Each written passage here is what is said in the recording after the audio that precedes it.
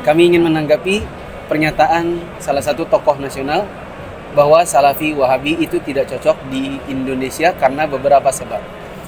Langsung saya bahas.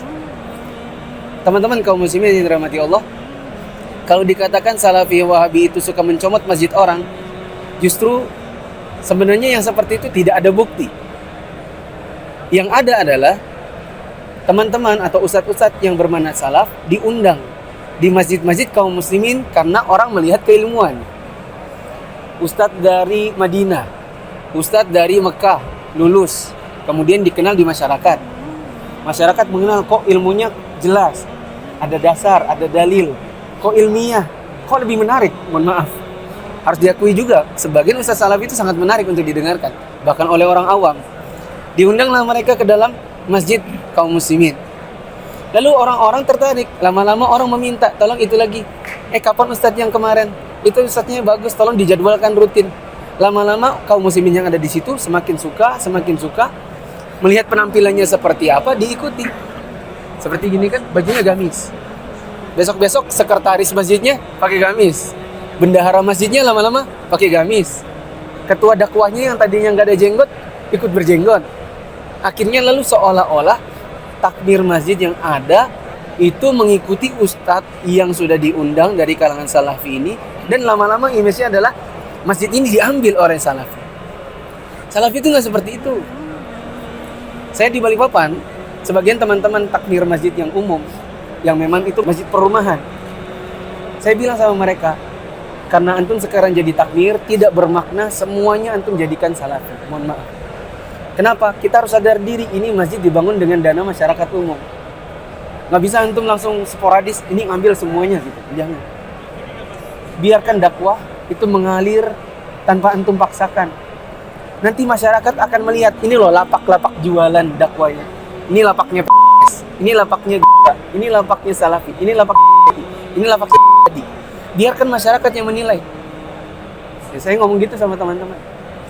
Justru tidak seperti sebagian orang yang ini masjid dibangun bersama, tiba-tiba dikasih pelang hijau. Paham kan maksud saya? Langsung jadi masjidnya. Dipasangi gelang yang merupakan ikon ibadahnya. Maaf, tas misalnya. Yang tadinya mungkin di sebagian masjid tidak ada. Dipasang-pasangin lalu akhirnya berubah menjadi masjid satu warna.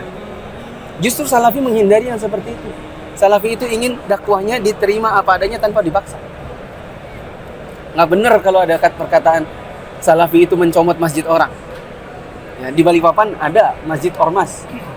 Ustadz kita diundang. Lama-lama sekretarisnya, bendaharanya, sesi dakwahnya lama-lama berubah tanpa dipita, tanpa dipaksa.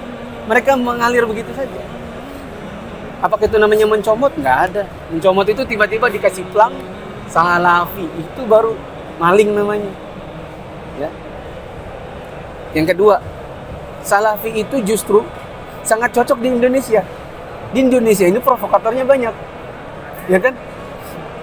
Di salafi atau kajian salaf, jangankan berontak kepada pemerintah, demo aja diharamkan. Bagaimana orang mau memberontak ketika demo saja itu dilarang? Dan itu sangat cocok di Indonesia karena ustadz-ustadz akan menyuarakan agar masyarakat itu bersabar dalam menghadapi kekurangan presiden, menghadapi kesalahan-kesalahan misalnya menteri, terutama yang bidang agama misalnya kan, itu akan lebih menghadapinya dengan kesabaran, dengan ilmu. Dan itu sangat cocok karena di Indonesia ini memang kekacauannya banyak. Kekacauan di bidang politik, sosial, agama, masalah sara. Justru salafi sangat dibutuhkan karena itu lebih meredam gejolak di masyarakat. Itu kedua. Ketiga, orang bilang mengkafirkan. Salafi itu mudah mengkafirkan kaum muslimin. Jujur, ana dulu bukan salafi. Ana dulu kajiannya Hizbut Tahrir dan kajian partai. Intinya adalah lama-lama saya tertarik. Kenapa? Oh, ternyata di dalam pemahaman salaf kita tidak boleh mengkafirkan kaum muslimin dengan begitu gampangnya. Di dalam manhaj salaf, pengkafiran itu ada dua. Ada yang sifatnya mujmal, ada yang sifatnya muayyan. Takfir mujmal yaitu global. Seperti mengatakan siapa yang menyembah selain Allah maka dia kafir. Itu kan global.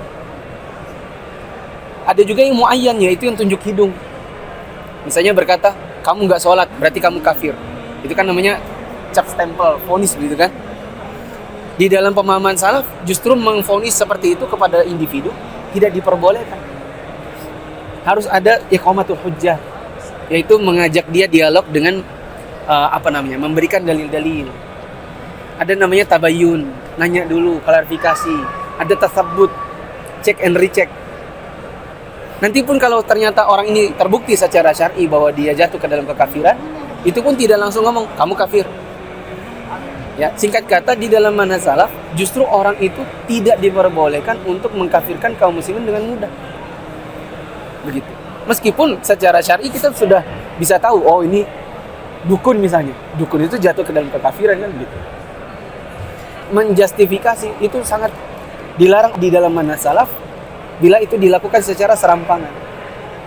Nah, jadi kalau dikatakan salafi mudah mengkafirkan kaum muslimin, oh nggak punya bukti dan salah, jauh panggang dari api. Justru di dalam pemahaman salaf mengkafirkan dengan mudah itu dilarang. Kalau ada yang bilang, tapi itu salafi apa-apa syirik, apa-apa syirik. Stempel syirik yang disebutkan oleh salafi itu adalah pada perbuatan, bukan pada orang. Misalnya siapa yang menyembah kubur, maka dia syirik. Betul kan? Siapa yang mau menolak? Menyembah kubur bukan menyembah Allah itu adalah kesyirikan. Karena itu betul saja. Adapun pelakunya orang per orang, misalnya kita punya tetangga, dia suka pergi ke kubur, kita nggak tahu dia ngapain, atau kita pernah tanya, kamu kalau ke kubur ngapain? Oh saya tawasul di situ. Itu nggak langsung, oh musyrik, nggak ada kayak gitu. Ya, yang ada cuma sekedar penjelasan. Kita kalau ke kubur yang disunahkan adalah memohonkan ampun buat yang dikubur, memohon sesuatu kepada Allah. Kalau kita datang ke situ kemudian kita berkata, wahai kubur, berikan saya rezeki, berikan saya jodoh, maka ini yang disebut dengan syirik. Dan yang dijelaskan adalah perbuatan, bukan stempel orang per orang gitu. Singkat kata, kalau ada orang mengatakan salafi itu tidak cocok di Indonesia, keyakinan ana justru sebaliknya. Salafi itu mengajak kaum muslimin untuk beribadah kepada Allah dengan mentauhidkan Allah dan tidak mudah dalam mengkafirkan seseorang. Adapun penjelasan tentang sebuah perbuatan, oh ini kekafiran, oh ini kemusyrikan, yang dimaksud adalah perbuatannya. Adapun individunya tidak seperti itu, tidak serampangan. Yang kedua, di Indonesia itu banyak provokator. Di Indonesia banyak orang yang mengajak kaum muslimin untuk memberontak kepada pemerintah.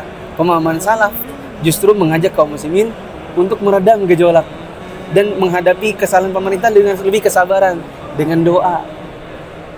Ketiga, dai-dai yang bermanhaj salaf itu dakwah diminta, tidak minta-minta untuk diundang.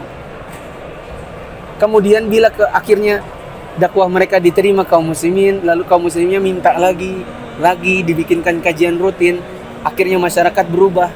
Penampilan mereka yang tadinya misalnya sholat hanya pakai baju kaos, sekarang pakai baju gamis. Yang dulunya baju seadanya, sekarang sudah baju yang lebih baik. Yang dulunya celananya terinjak-injak, sekarang celananya di atas mata kaki. Itu semua mengalir apa adanya, tidak pernah diminta, diatur dan seterusnya. Justru sebaliknya, ada sebagian orang masjid-masjid umum tiba-tiba dibikinkan plang, dicap ini adalah masjid kami. Kalau salaf tidak akan melakukannya seperti itu. Wallahu a'lam bishawab. Semoga bisa menjawab tuduhan yang tanpa dasar.